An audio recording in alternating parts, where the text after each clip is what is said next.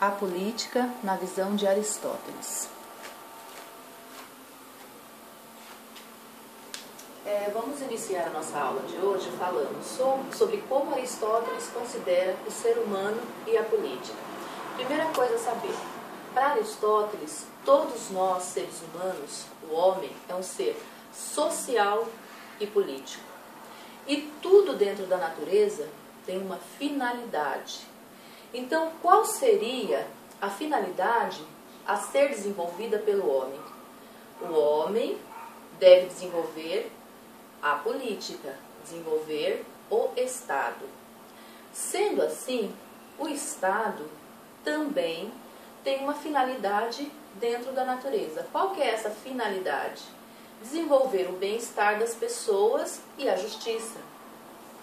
Aristóteles analisa o Estado como uma finalidade a ser desenvolvida pelo ser humano, faz uma análise da sociedade utilizando-se do método analítico.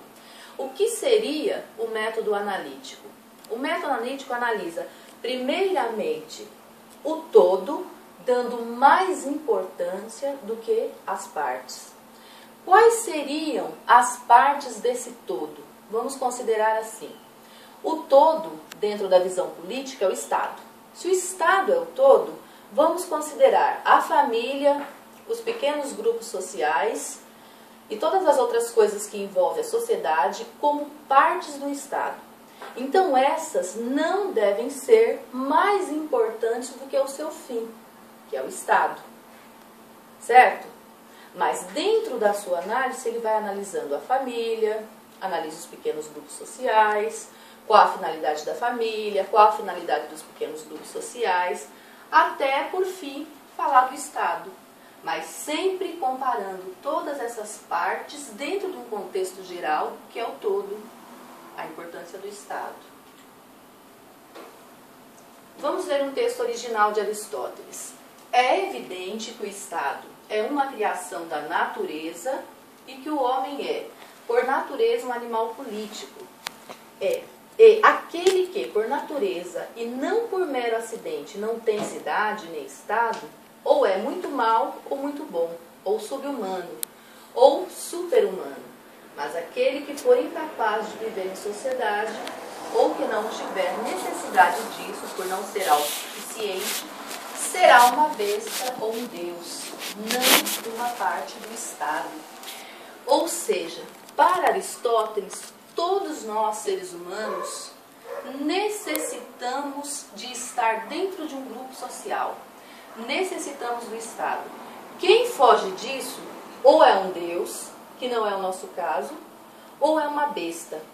Alguém que vive fora da realidade, alguém que não se enquadra. A gente pode chamar isso de um acidente. Não é a natureza, não é o essencial para o homem. O essencial é desenvolver-se politicamente. A importância da linguagem. O que nos difere dos demais animais dentro da natureza? A nossa fala, a nossa linguagem. É essa linguagem que nos possibilita, segundo Aristóteles, ter senso de justiça, ter senso do que é bom, do que é necessário ser feito. Saber julgar é o que nos capacita na criação desse Estado.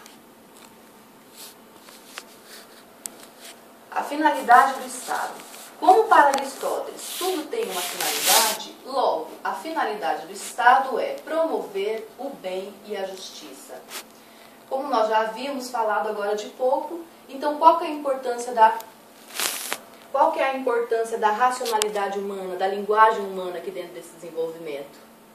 É que por meio dessa racionalidade é que eu me faço capaz, ou seja, é que nós somos capazes de desenvolver a cidade, de desenvolver os grupos sociais, de vivermos em sociedade. A herança platônica. O que a gente pode falar? Como Aristóteles foi discípulo de Platão, mesmo ele discordando do seu mestre em vários pontos, em um ponto a gente pode dizer que a filosofia de Aristóteles política ela tem uma herança platônica, ou seja, Platão dividia sociedades em classe e dizia que essas classes deveriam ser sugeridas no processo de educação.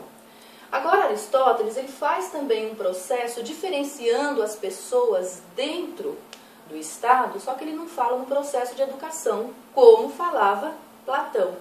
Mas ele fala na capacidade racional do senhor, na capacidade física propriamente do escravo, porque o escravo, por si, ele é naturalmente com um físico mais forte e com uma mentalidade menos aguçada que o senhor.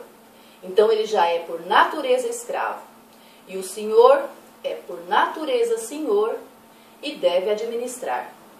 Aí ele fala da natureza da mulher e assim por diante, da natureza de cada coisa dentro da onde nós vivemos. Justificativa da escravidão. Igual a gente falou agora de pouco.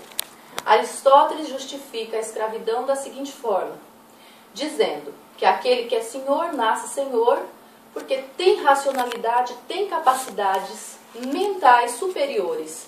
E o escravo, ele já é por si, por natureza, ele já nasce com a sua essência mais preparada para os serviços físicos e não para os trabalhos mentais. Só que Aristóteles ele é contra a escravidão por convenção. O que seria então a escravidão por convenção? Ele acredita assim: se você está guerreando com outro país, com outro estado, e você, vencendo essa guerra, você se torna senhor daqueles que foram vencidos, isso é um tipo de escravidão convencional.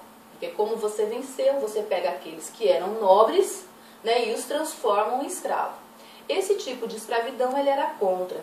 Ele acredita assim, que as pessoas, que os homens que nascem para ser escravos, eles já são por natureza escravos. Por natureza tem menos racionalidade e mais aptidão física.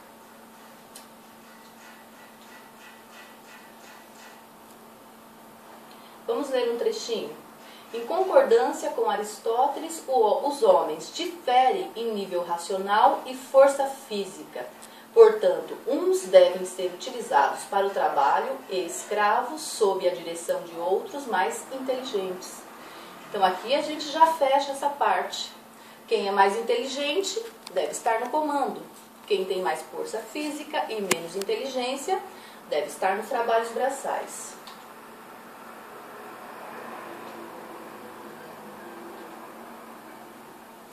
Pessoal, por hoje a nossa aula está finalizada. Até uma próxima vez. Tchau!